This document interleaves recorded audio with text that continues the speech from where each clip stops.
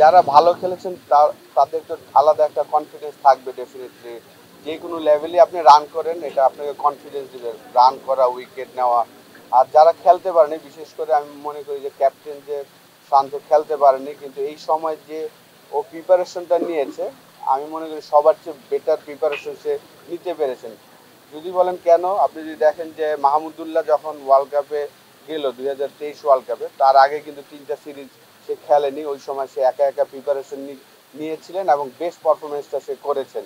তো শান্তর জন্য আমি মনে করি যে অনেকে হয়তোবা ভাবছেন যে শান্ত খেলতে পারেনি, হয়তোবা কি হবে, কিন্তু আমি মনে করি যে সবচেয়ে ভালো সে পারফরমেন্স করতে পারবে এই চ্যাম্পিয়ন্স ট্রফিতে। কারণ এই সময়টা সে ইন্ডিভিজুয়াল ট্রেনিং করতে পেরেছেন। 50 ওভার খেলার জন্য যেভাবে প্রিপারেশন নেওয়া উচিত সেই প্রিপারেশনটা সে নিতে পেরেছেন। ফিটনেস বলেন, স্কিল বলেন, এই জায়গাটাতে যারা ভালো খেলেনি তাদের জন্য এই যেই সময়টা আছে, এই সময়টা আমি মনে করি যে তারা যদি ক্রিকেটটা তো আসলে পুরো মেন্টাল গেম, আপনি যদি মেন্টালি প্রিপেয়ার্ড হন তাহলে আমি মনে করি যে ভালো কিছু করা সম্ভব।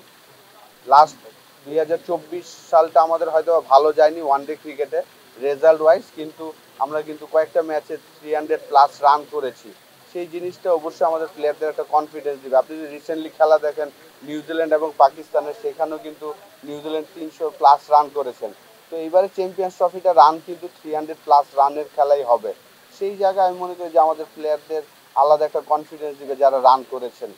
দেখেন আসলে যে 4টা টিম আমরা আমাদের গ্রুপে, 3টা টিম, তিনটে খুব স্ট্রং একটা প্রতিপক্ষ। আমাদের আসলে ম্যাচ বাই ম্যাচ তো অবশ্যই প্লেয়াররা চিন্তা করবেন, ম্যানেজমেন্ট চিন্তা করবেন।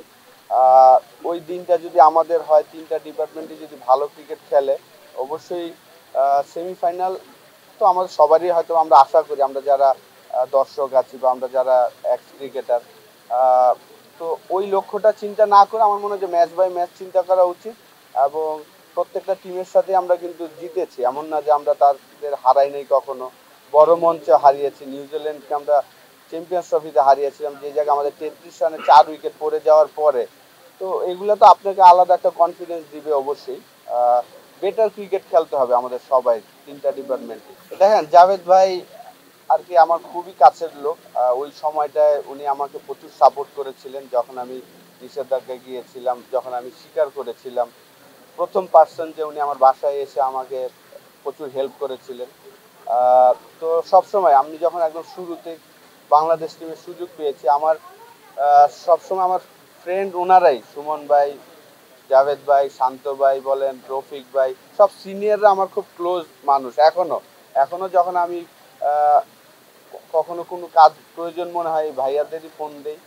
তো আমি মনে করি জাভেদ ভাইকে বেস্ট উইশেস, যে উনি এত সুন্দর একটা আয়োজন করেছেন এবং ইনিশিয়েটিভ নিয়েছেন।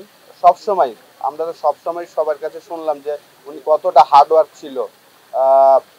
2099 ওয়ার্ল্ড কাপ, 2003 এই ওয়ার্ল্ড কাপগুলো খেলতে পারেনি, কিন্তু 2007-এ আমরা কেউ আশা করিনি, আমিও ওনার টিমমেট, আমরাও কিন্তু আশা করিনি, কিন্তু উনি ঠিকই স্বপ্ন দেখেছেন যে না এটা আমি খেলবই। এবং পরে 5টা 6টা ম্যাচ ঢাকা লিগে 100, 70, 90 করে তারপরে কিন্তু সে আবার সুযোগও পেয়েছেন। তো আশা করবো যে এই ধরনের ইনিশিয়েটিভে আমরা সবাই যারা ক্রিকেটার আছি সবাই হেল্প করব আমাদের জায়গা থেকে। সবসময় আমরা ওনার সাথে আছি।